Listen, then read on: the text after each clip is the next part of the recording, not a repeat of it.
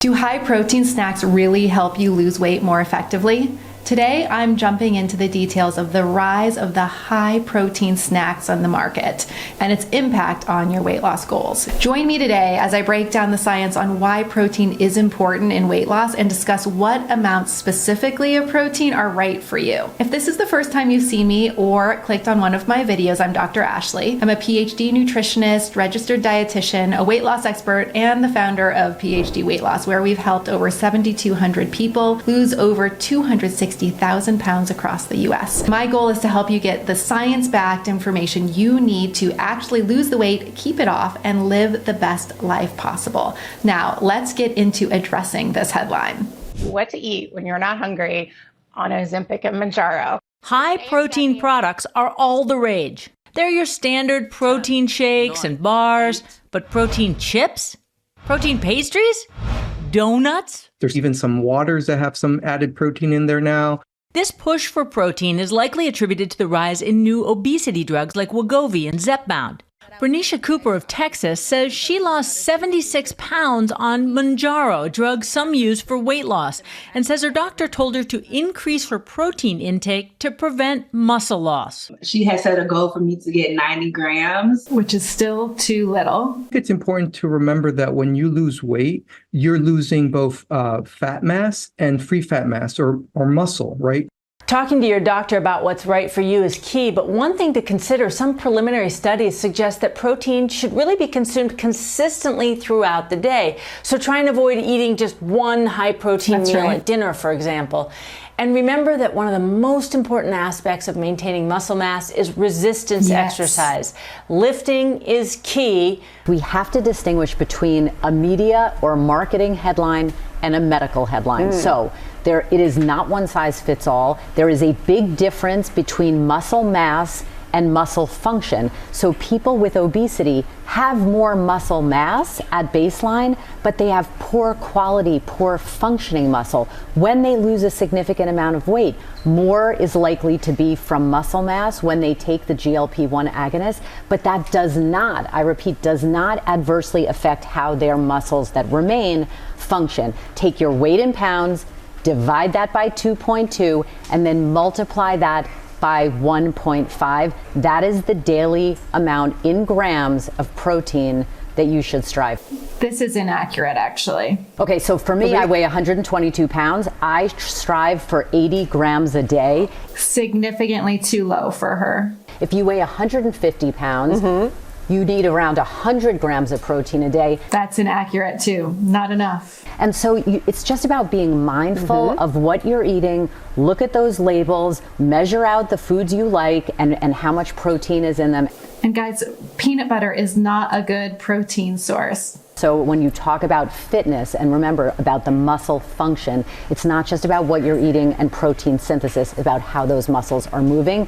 For exercise, you need resistance training. Like Becky and said. That's women as well need to lift weights, resistance bands. You need cardio for endurance. You need balance and flexibility. It's a holistic style of fitness. Well, one good thing about these drugs is that it's making folks finally recognize the importance of protein. This should have happened a long time ago, as our diets have been too low in protein for a very long time. You know, they said in here very briefly, we should be focusing on protein if we're taking these drugs, if we're losing weight, or if we just want to achieve optimal health. And yes, that is true. You know, these drugs and all the muscle loss people are experiencing while taking them is now just bringing to light this deficiency that we've had in protein for a really long time. As they say, it's expected that during weight loss to lose some muscle, but with the drugs, the percentage of muscle loss is scary high for a lot of people. They're not eating enough protein, they're just not eating enough in general, and they're not moving enough. As we always hear, if you don't use it, you lose it, and that is the case when we're trying to maintain muscle loss as we age, especially if we're trying to maintain our muscle mass during weight loss. The doctor here talks about needing to increase protein, but her recommendations are not clear, and they will either still be too low for folks or they could potentially be too high for others. The equation she refers to is inaccurate because it only considers your current weight. If you're currently at your ideal healthy weight, like this doctor in the green dress was, then the protein totals are way too low. 80 grams for her at 120 pounds is too low. And if you're currently overweight or obese and you use this equation, then the protein totals could be too high. So instead of utilizing the equation in this video, I want you to use this equation here. Take your ideal healthy weight in pounds and multiply it by 0.8. Then do it again, but take your ideal healthy weight in pounds and multiply it by 1. This will give you your ideal range of daily protein intake in grams. So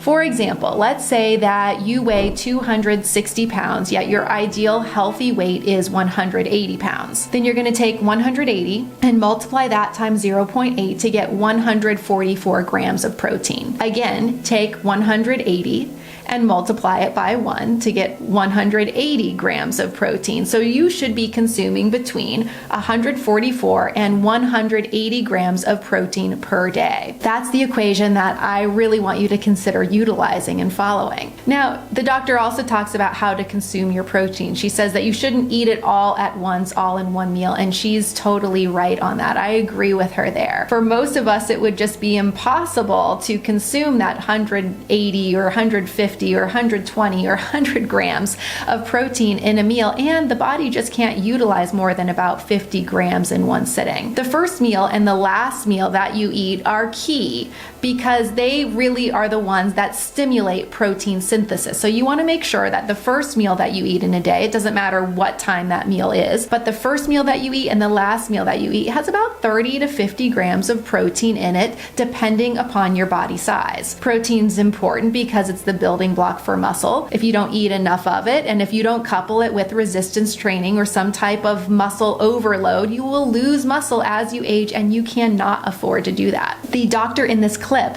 also talks about ideal type of exercise, and I love hearing her discuss resistance training, as it is super important. It's number one. And the best type of cardio is a bit trickier, which I explained in one of my longer episodes. If you're interested in learning about the best types of exercise for weight loss and optimal health, check the link in the description to get my free exercise guide. But before I let you go, I have to spend a minute on peanut butter. There was so much B-roll in this clip showing good sources of protein, and they incorporated peanut butter into it. You guys, peanut butter is not a high quality, good protein source. It's plant-based. You would have to also eat a ton of it to get adequate protein, and it would blast through your calorie allotment, especially if your goal is weight loss. So here's an example of how it compares to a really good quality source of protein. Let's just use chicken as an example. So let's say you had 5 ounces of chicken breast. There is 44 grams, about 44 grams of protein in 5 ounces of chicken breast, and about 230 calories. In peanut butter, to get the same amount of protein, you would have to eat 11 teaspoons or 176 grams. So in 11 teaspoons of peanut butter, you get 44 grams of protein, but 1,045 calories. So I'm sorry guys, if you are a peanut butter lover, to burst your bubble, but they should not have included B-roll